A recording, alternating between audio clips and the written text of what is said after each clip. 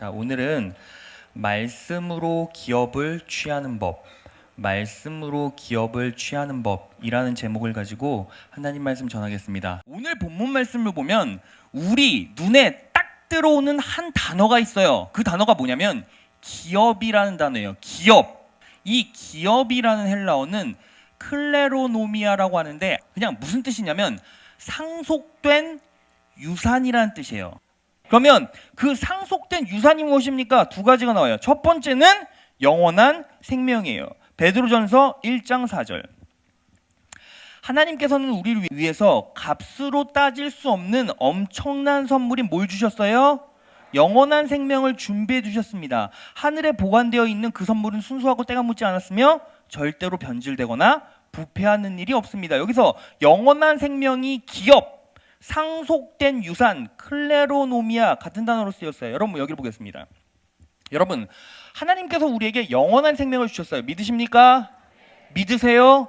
영원한 생명을 주셨을 때 우리는 어떻게 반응하게 됩니까? 죽음에 직면해 보면 알아요. 여러분 죽기 일보 직전인 분들 혹은 죽음이 임박한 분들 보신 적 있습니까? 보시면 뭐가 다릅니까? 믿는 자와 믿지 않는 자의 차이가 뭐냐면 이런 거예요. 믿는 자나 믿지 않는 자나 죽음을 처음 직면하게 되면 어떻게 됩니까? 감정적이고 환경적인 문제는 다 똑같지만 시간이 지나고 정리해가면서 어떻게 해요? 이미 내가 초월된 존재라는 것을 신앙을 통해서 믿음을 통해서 확인하게 되고 그리고 그게 내 삶의 능력이 돼버린다는 거예요. 그런데 하나님께서 주신 영원한 생명에 공급이 없으면 어떻게 됩니까? 세상을 저주하게 되죠. 허무하게 돼요. 그리고 극도의 공포와 두려움이 쫙 몰려오면서 결국 어떻게 됩니까? 죽기 일보 직전에는 다 저주해버려요. 그러면 자, 하나님께서 믿음으로 영원한 생명을 주신 사람들은 어떻게 해요? 삶이 마무리되어 가면서 기뻐지고 그리고 자기의 삶을 능력 있게 정리하게 돼요. 감정적으로도 단단해진단 말이에요. 자, 그게 뭐예요? 영원한 생명, 우리에게 주신 첫 번째 유산이라는 거예요. 자, 두 번째 유산은 무엇입니까? 갈라디아서 3장 18절. 아브라함에게 은혜로 주신 것이라. 아브라함의 은혜가 무엇입니까? 창세기 12장 2절에서 3절. 제가 읽겠습니다. 내가 너로 큰 민족이 되게 하고, 이 말은 무슨 뜻이에요? 세력을 허락하신다는 거예요. 여러분들이 삶을 살아가면서 여러분들의 세력을 형성하게 하세요. 공동체를 이루게 하신다는 것이죠. 너에게 복을 줘서 내가 크게 이름을 떨치게 하겠다. 세상에서 빛과 소금이라는 게 뭐예요?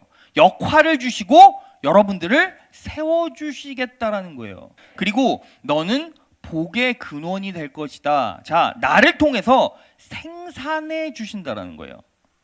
놀랍지 않습니까? 세력을 형성케 하시고 세워주시고 생산케 하여 주신다라는 거예요. 3절. 너를 축복하는 사람에게는 내가 복을 베풀어 주고 너를 저주하는 사람에게는 내가 저주를 내릴 것이다. 뭐예요? 안위 보호해 주신다는 거예요. 믿으십니까? 땅에 사는 모든 민족이 너로 말미암아 복을 받을 것이다. 뭐예요? 영향력을 주신다는 거예요. 그러면 여러분들은 영접했고 그 이름을 믿는데 왜 누리지 못하냐는 거예요. 네 가지만 잠깐 우리가 나누고 말씀을 마무리하겠습니다. 첫 번째, 말씀 속에 있는 약속의 내용을 정확히 인식하십시오. 자, 오늘 말씀의 구문 분석을 해보면 이런 거예요. 1번, 은혜의 말씀께 우리에게 주어지는 말씀 자체가 뭐라고요? 은혜라는 걸 알아야 돼요. 예수님께서 공생의 사역을 하시면서 안진뱅이를 일으키고 눈먼 자를 고치셨어요. 믿으십니까? 그런데 반대로 생각해 봅시다. 예수님께서 여러분들이 서 있는데 여러분들의 다리를 분지러뜨리셔서 안진뱅이 만들기 원하십니까? 아니요. 하나님께서는 여러분들에게 무조건 은혜 베푸시기를 원하세요. 믿으십니까? 여러분, 은혜 대상은요 성도밖에 없어요. 믿으십니까? 왜? 세상 사람들은 공중 권세 잡은 자에게 이미 압도된 사람이잖아요. 그 사람들에게 축복 줘봤자 뭐예요? 다 나쁜 거 써여지고 죄 짓는데. 그러니까 하나님께서는 여러분들에게 지금 이 시간에도 계속 은혜 베풀어 주시길 원한다는 거예요. 믿으십니까? 그런데 자, 바울이 뭐라고 말했는지 보세요. 은혜의 말씀께 부탁하노니. 부탁하지 않으면 주시는 은혜도 누릴 수가 없어요. 그 부탁이 뭐예요? 기도예요. 여러분, 왜 기도해야 합니까? 목사님, 기도 안 하면 은혜 없습니까? 일반적 은혜 있죠. 그런데 특별한 은혜 주시지 않아요. 왜? 하나님께서 특별한 은혜를 주시기 위해서 만들어 놓은 게 뭐예요? 기도예요. 네 목소리 지금 내가 듣겠다라는 거예요. 그게 뭐예요? 기도예요. 그래서 기도하지 않는 자는 뭐가 없어요? 일반 은혜는 있죠. 아침에 일어나도 여러분들도 똑같이 햇빛 받아요. 햇빛 받으면 비타민 D가 생성이 되겠죠. 그러면서 골다공증에 걸리지 않을 거예요. 하지만 뼈 부러졌을 때 기도하지 않으면 빨리 아물지 않아요. 신비적으로 얘기하는 게 아니에요. 여러분, 말씀을 통해서 여러분들이 회복되지 않고 공급받지 않으면 여러분들이 일어설 수 없는 것처럼 기도하지 않으면 실제적으로 여러분들이 은혜를 누릴 수가 없어요. 여러분, 여기서 뭐 해야 합니까? 말씀 듣고 그 음성에 반응해서 여러분들이 기도해야 돼요.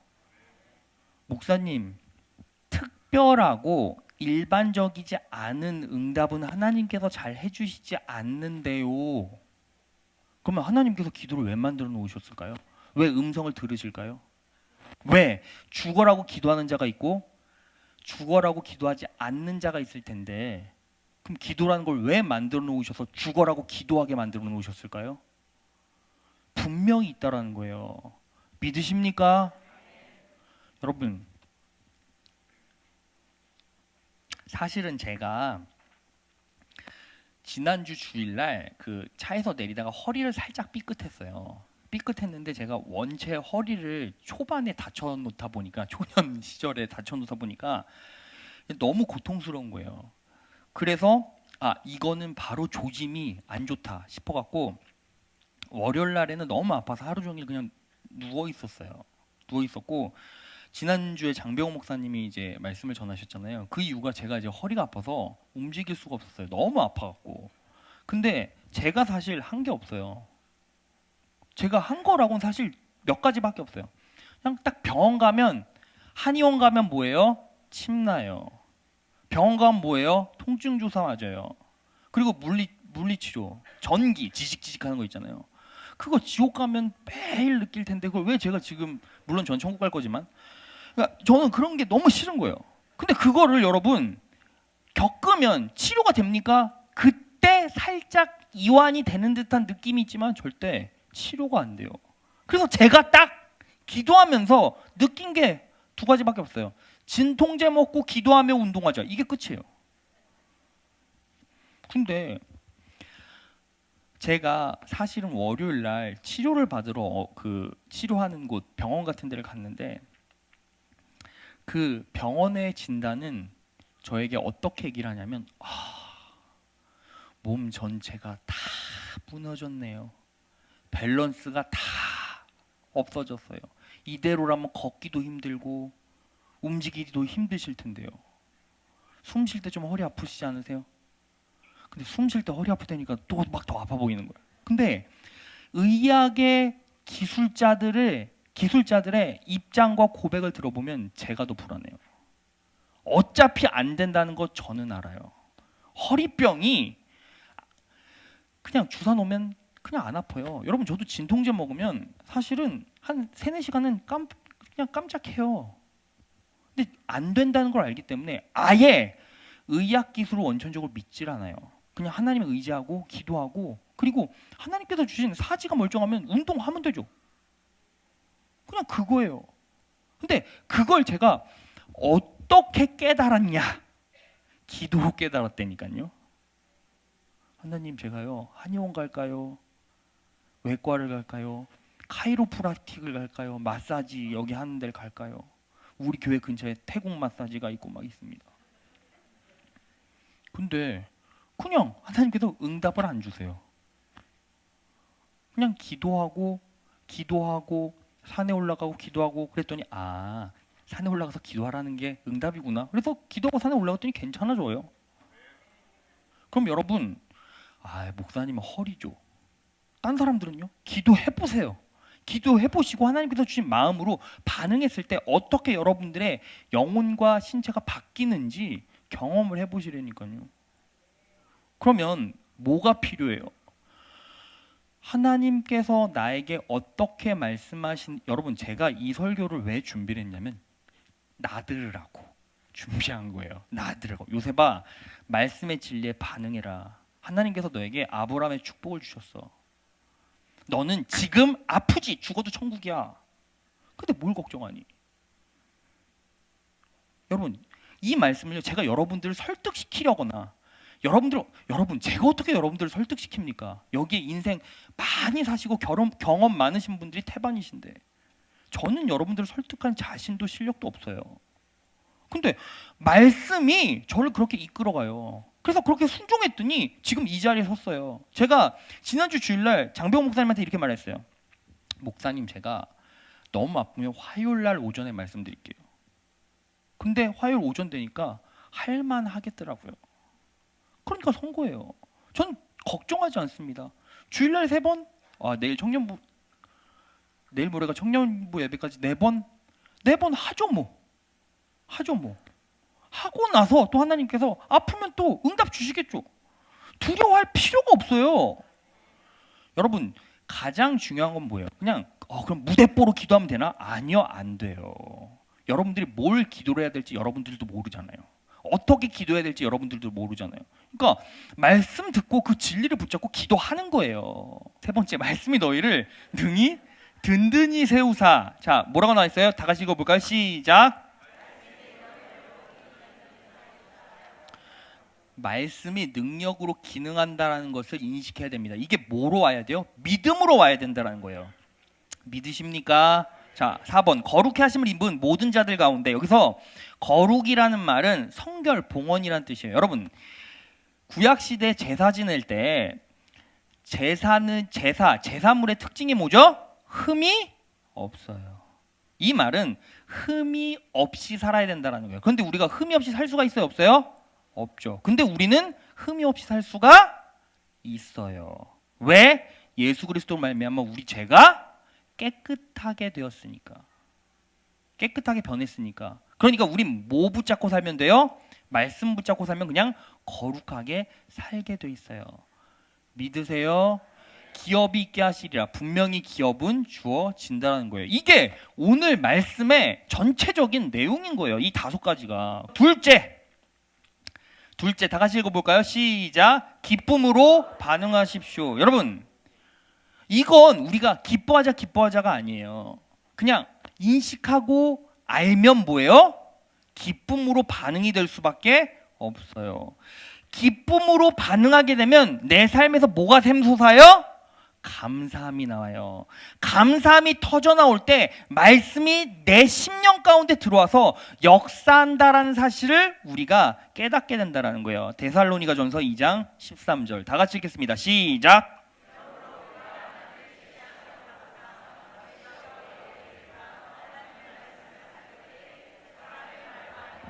하나님의 말씀으로 받음이니 진실로 그러하다. 이 말씀이 또한 너희 믿는 자 속에서 역사하시니라. 자, 말씀이 또한 너희 믿는 자 속에서 역사하십니다. 믿으십니까? 그렇다면 하나님의 말씀을 우리가 받아야겠죠. 믿으십니까? 그런데 가장 크게 전제가 되는 첫 번째가 뭐예요? 하나님께 쉬지 않고 감사함은. 자, 성경 구절 다시 들어보세요. 자, 제가 요거 얘기한 겁니다. 말씀이 맨 마지막에 말씀이 또한 너희 믿는 자 속에서 뭐 한다고요? 역사예요.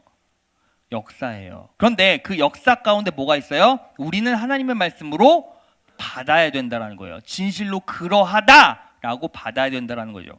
그런데 그렇게 되려면 우리가 뭐 해야 돼요? 쉬지 않고 맨 위에 감사해야 된다는 거예요. 근데 감사하려면 뭐가 필요해? 기쁨이 필요한다는 것이죠. 그 기쁨은 어디서부터? 말씀을 정확하게 인식할 때부터. 왜? 하나님의 말씀, 하나님의 약속은 언제나 나에게 100% 공급, 100% 은혜로 다가와요. 믿으십니까? 자, 그래서 우리는 뭘로 반응해야 한다? 기쁨으로 반응해야 된다라는 거예요.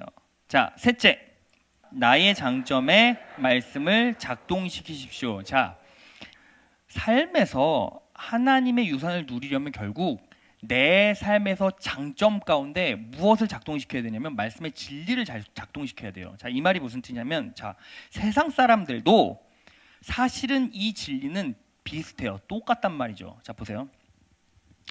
세상 사람들이 이 땅에 태어나서 원하는 게 뭐예요? 원하는 게 장수하면서 잘 살길 원해요. 장수라는 게 뭐예요? 죽음을 초월하고 싶은 마음이 누구나 있다라는 거예요. 그렇지 않습니까? 그래서 세상 사람들이 돈 벌어놓으면 그때부터 뭐예요? 병원 다녀요. 그때부터 운동해요. 왜? 세상 사람들도 불멸을 원하잖아요. 그리고 세상 사람들이 원하는 게 뭐예요? 사실 아브라함의 축복을 성경에는 나와 있지만 그들도 원하는 거 아닙니까? 세상 사람들은 뭘 원해요? 세력을 원하죠. 그래서 정치를 하지 않습니까? 세움받기를 원하죠. 입신양명하지 않습니까? 그래서 공부 열심히 하잖아요. 그렇지 않습니까? 그리고 영향력을 갖길 원해요. 그리고 보호받길 원해요. 그렇지 않습니까? 그리고 내가 생산의 주역이 되길 원한다는 거예요. 세상 사람도 사실 그리스도인과 마찬가지의 욕망과 욕구를 가지고 있어요. 그럼에도 불구하고 왜 열매가 좋지 않을까요? 보세요, 여러분. 세상의 인문학 서적을 많이 보면 자기계발서가 많이 있죠. 근데 자기계발서가 항상 얘기하는 것의 핵심이 뭐예요? 강점으로 일하라는 거예요. 내 강점이 뭔지를 파악하라는 거예요. 내 약점이 아니라 내가 잘하는 걸 찾아야 된다는 거예요. 세상 사람들도 다 그렇게 공부하고 교육하면서 살아가요. 근데 왜?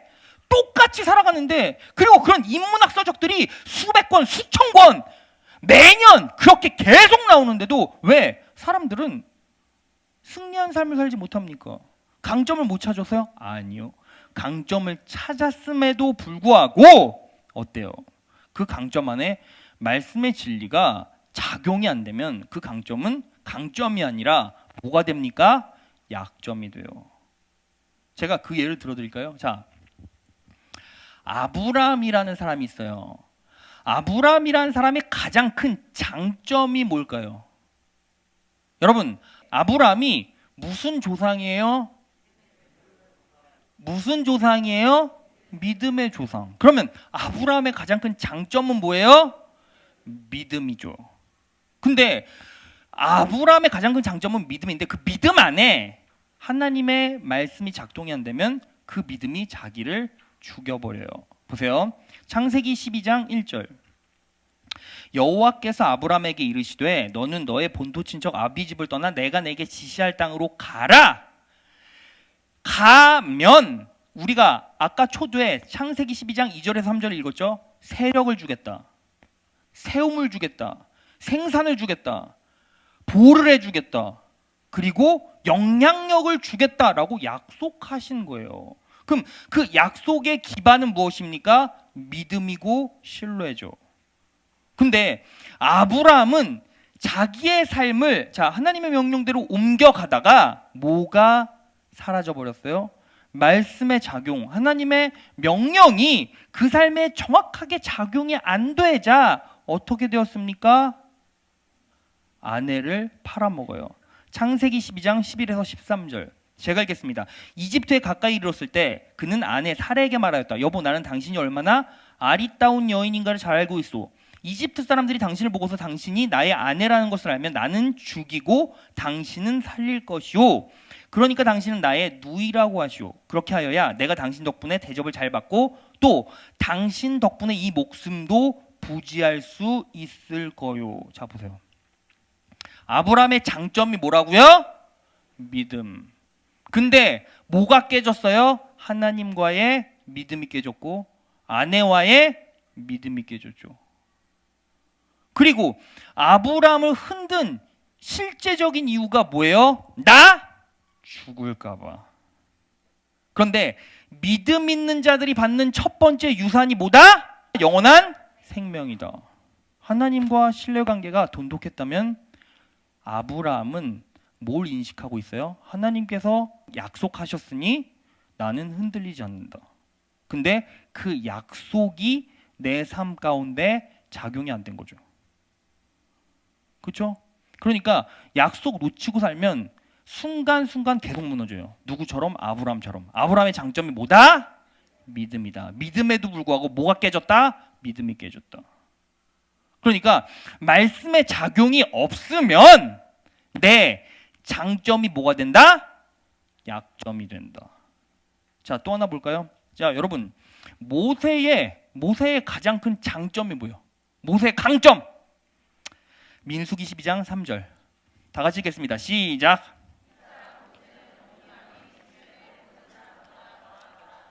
지면의 모든 사람보다 더한 게 뭐예요? 온유함. 모세의 장점이 뭐예요? 온유함. 자, 보세요. 온유함이 모세의 가장 큰 장점이었죠. 그런데 이제 모세가 이스라엘 백성들이 이끌고 신광야 가데스 바네아에 이르렀어요. 그런데 그 이스라엘 백성들이 모세와 아론을 협박했어요. 물 내놔! 먹을 거 내놔! 화를 냈죠. 막 죽일 기세로 달려들었어요. 그러니까 모세가 그 반응에 견디지 못하고 하나님께 물어봤어요. 하나님, 이거 어떻게 합니까? 그랬더니 하나님께서 어떤 대답을 해주셨냐면 민수기 22장 8절. 제가 읽겠습니다. 너는 지팡이를 잡아라. 너와 너의 형 아론은 회중을 불러 모아라. 그들 보는 앞에서 바위에게 뭐하라고요? 명령하여라. 그러면 그 바위가 그 속에 있는 물을 밖으로 흘릴 것이다. 너는 바위에서 물을 내어 회중과 그들의 가축대가 마시게 하여라. 자, 모세의 강점이 뭐다? 온유함이다. 그런데 이스라엘 백성들이 협박하고 압박하니까 하나님께 물었어요. 하나님께서 어떻게 반응하라고 말씀하셨냐면 바위에 명령하여라. 근데 모세가 어떻게 했는지 볼까요? 민수기 20장 11절. 모세는 팔을 높이 들고 그의 지팡이로 바위를 2번 쳤다. 그랬더니 많은 물이 솟아나왔다. 회중과 그들의 가축대가 마셨다. 주님께서 모세와 아론에게 말씀하셨다. 너희는 이스라엘 자손이 보는 앞에서 나의 거룩함을 나타낼 만큼 나를 신뢰하지 않았다. 그러므로 너희는 내가 이 총에게 주기로 한 그 땅으로 그들을 데리고 가지 못할 것이다. 자, 그래서 모세가 어딜 못 들어가요? 가나안에 못 들어가요. 여러분 보세요. 모세의 강점은 온유함이었는데 상황 때문에, 환경 때문에 어떻게요? 화를 냈죠. 분기를 냈죠. 바위에 명령하지 않고 바위를 어떻게요? 쳤어요. 명령해야 되는데 쳤다라는 거예요. 쳤다라는 건 무슨 뜻입니까? 열 받았다라는 거예요. 열 받았다라는 건 뭐다? 분기, 분노다. 온유함의 반대가 뭐다? 분노다. 모세의 강점은 뭐다? 온유함이다. 모세는 온유함이 강점이었지만 그 순간 하나님의 말씀이 그 10년 가운데 작동이 안 돼서 뭐가 생겼다? 분기가 생기고 그래서 결국 가나안에 못 들어갔다. 그러면 모세의 가장 큰 장점이자 강점이 온유함이었음에도 불구하고 그 온유함 때문에 가나안에 들어가지 못했잖아요. 하나님의 말씀이 내 10년 가운데 작동이 안 되면 내 강점이 뭘로 변한다? 나를 죽이는 약점으로 변한다. 세상 사람들이 왜 강점을 다 가지고 있는데 이 땅에서 승리하지 못해요? 말씀의 작용이 내 삶에 없기 때문이에요. 여러분, 제가 방금 생각났어요. 성령 하나님께서 저에게 그냥 마음을 주신 것 같아요. 요걸 집어넣을 걸. 보세요. 하나님께서 다윗을 뭐라고 말씀하셨죠? 내 마음에 합한 자다. 합한 자는 뭐예요? 마음이, 야, 너 나랑 통해. 너 내 마음에 쏙 들어. 여러분, 형제 자매가 야, 너 내 마음에 쏙 들어. 그럼 뭐 하는 거예요? 결혼하는 거죠. 그렇지 않습니까? 너 내 마음에 합한 자다. 이게 사실은 신실함이에요. 인테그리티. 신실함. 그러니까 하나님께서 다윗에게 야, 너는 내 마음에 쏙 들 만큼 신실하다. 너는 나와 마음이 연결된 자야. 다윗의 가장 강력한 장점이 뭐예요? 강점이 신실함. 하나님과의 마음이 연결된 거. 서로 마음에 막 들어. 그런데 하나님의 말씀이 작동이 안 돼서 다윗이 뭐 때문에 무너졌죠? 밧세바와 간통. 보세요. 부부 간의 관계가 좋을 때는 뭐가 맞아요? 마음이 잘 맞아요. 이걸 서로 간의 신실함이라고 하죠. 근데 그 신실함이 무너져 버리면 남자들은 뭐 한다? 바람 피는 거예요. 다윗의 가장 큰 장점, 신실함. 하나님의 말씀이 그 안에 들어오지 않으면 어떻게 됩니까? 내 장점이 나를 죽이는 약점이 돼버리죠. 여러분, 여러분들이 결국 이 땅에서 승리하려면 강점이 필요해요. 장점이 필요해요. 그거 빨리 여러분들이 찾아내야죠. 그러니까 여러분 분명히 기억하십시오. 하나님의 말씀으로 내 장점을 구현해내면 하나님께서 여러분들을 승리하게 만들어 주십니다. 믿으십니까? 자, 마지막이에요. 넷째, 다 같이 읽겠습니다. 시작. 여러분, 이스라엘 백성들이 광야에 40년 동안의 훈련을 다 마치고 가나안으로 들어갈 때 하나님께서 야, 이스라엘 백성들아, 이제 너 가나안 들어가서 이렇게 살면 무조건 승리해, 무조건 복받아. 가나안은 싸움도 있고 갈등도 있고 분쟁도 있고 투쟁도 있고 여러 가지 문제가 있지만 너네 이렇게 살면 무조건 승리해 라고 말씀을 주신 게 뭐냐면 신명기예요. 근데 신명기에서 어떤 복과 어떤 적용점을 주시는지 봅시다. 신명기 30장 9절에서 10절. 주 당신들의 하나님은 당신들이 하는 모든 일에 복을 주시고 당신들을 몸의 소생과 가축의 새끼와 땅의 소출을 풍성하게 하실 것입니다. 이게 제 약속이라고 생각해 보십시오. 너무 놀랍지 않습니까? 자, 그렇게 말씀을 적용시키는 거예요. 주님께서 기쁜 마음으로 당신들의 조상이 잘 되게 하신 것처럼 기쁜 마음으로 당신들도 잘 되게 하실 것입니다. 믿으십니까? 장로님이 저를 집중해서 보시는 거예요. 제가 한번 집어넣어 볼게요. 주 장로님의 하나님은 장로님이 하시는 모든 일에 복을 주시고 장로님의 몸의 소생과 사업의 새끼와 땅의 소출을 풍성하게 하실 것입니다. 주님께서 왜 아무도 아멘을 안 하십니까? 장로님도 아멘, 본인도 아멘을 안 하시는. 이름을 바꿀까요? 자, 보세요. 기쁜 마음으로 장로님의 조상이 잘 되게 하신 것처럼 기쁜 마음으로 장로님도 잘 되게 하실 것입니다. 믿으십니까? 보세요. 10절. 여러분, 여기서 율법책에 기록된 명령과 규례를 지키고 마음을 다하고 정성을 다하여 주 당신들 하나님께 돌아오면 이라는 것에 대한 실제적인 적용의 첫 번째가 무엇입니까? 11절에서 14절 보겠습니다.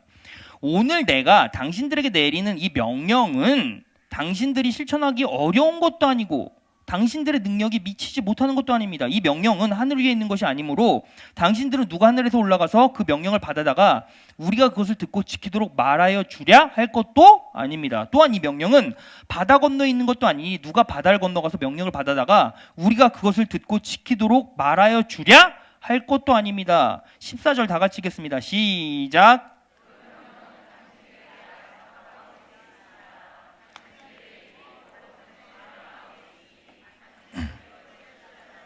자, 말씀의 진리를 들으면 그 말씀이 불강력적으로 이 말씀이 여러분들의 마음 가운데 그냥 들어와요.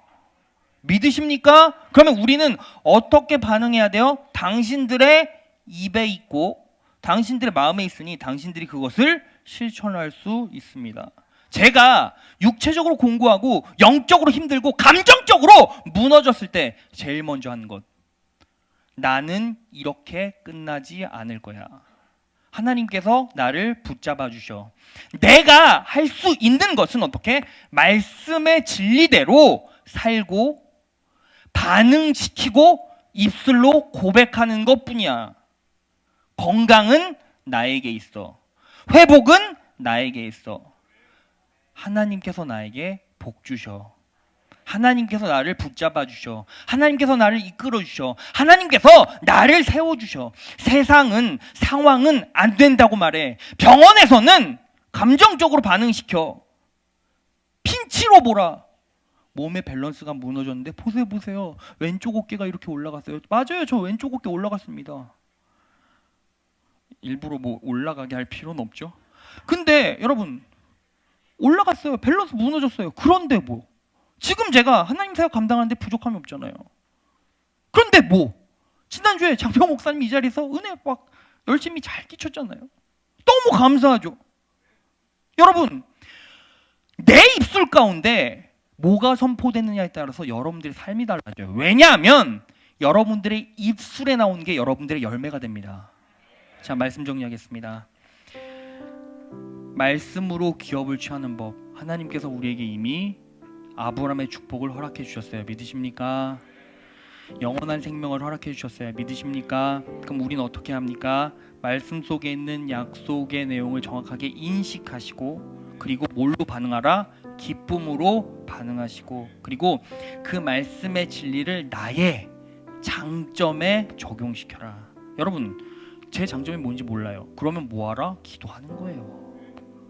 기도하는 거예요. 기도하고 말씀에 순복하여 살다 보면 그 삶 속에서 뭐가 드러나요? 또 자기의 강점이 드러나요.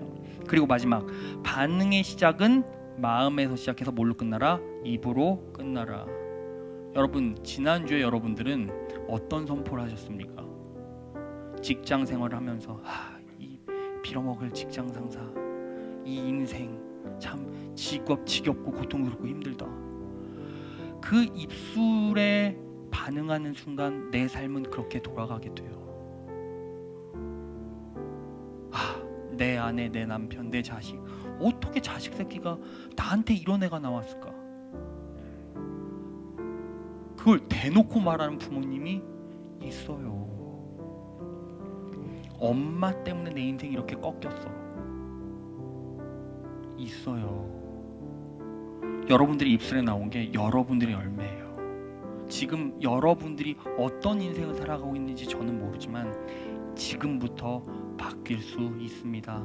말씀에 의지하시고 인식하시고 작용시키시고 활성화시키시고 입술로 선포하셔서 하나님께서 내게 주시는 상속된 재산, 기업을 물려받으신 여러분 되시기 진심으로 축원합니다.